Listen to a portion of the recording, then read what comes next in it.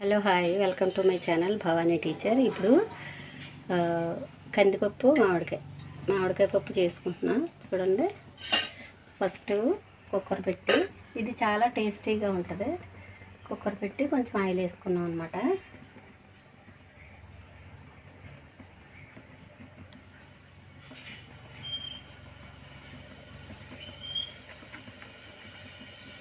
First పచ్చిమిర్చి ఎలా ఉన్నాయో అలాగా వేసేయాలి, కట్ చేయకుండా. తర్వాత ఒక ఉల్లిపాయ ముక్కలుగా కట్ చేసి వేసుకోవాలి.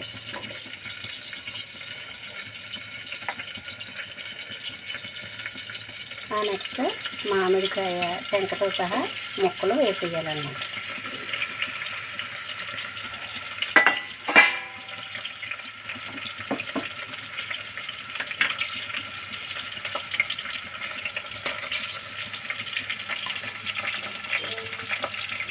దానిలో కొంచెం సాల్ట్ వేసి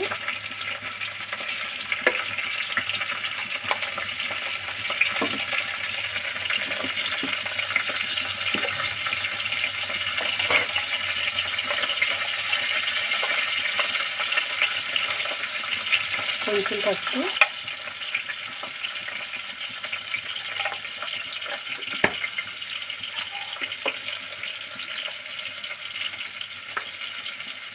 పప్పు మనకి కర్రీ సరిపడా కారం అంటే 2 స్పూన్లు,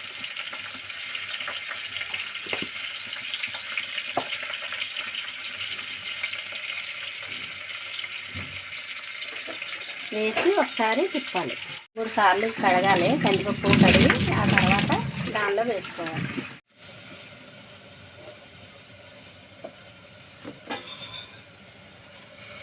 ఇప్పుడు మనం చక్కగా కడిగి క్లీన్ చేసి పెట్టుకున్న కందిపప్పుని వేసుకోవాలి.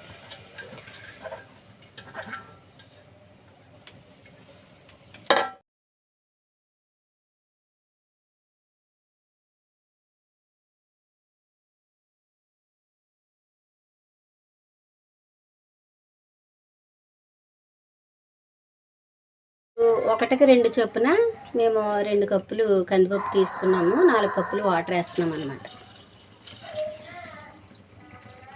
వేసేసుకుని కుక్కర్ మూత పెట్టేసుకుని విజిల్ పెట్టుకోవాలి.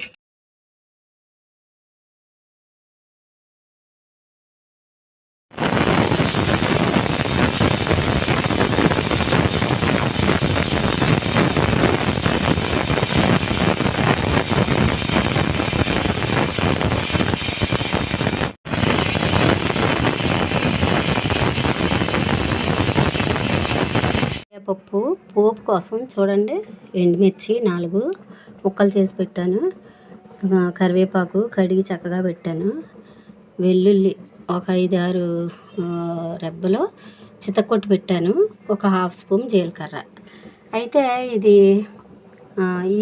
ఇవి మాత్రం ఉంటే సరిపోతాయి, ఇంకేమీ వేయక్కర్లేదు పోపులోను. ఓకే, పప్పు అయితే ఉడికిపోయింది. నా 4 విజిల్స్ వచ్చాయి, ఉడికిపోయింది. ఇది కూల్ అయిన తర్వాత పోపు వేసుకుందాం.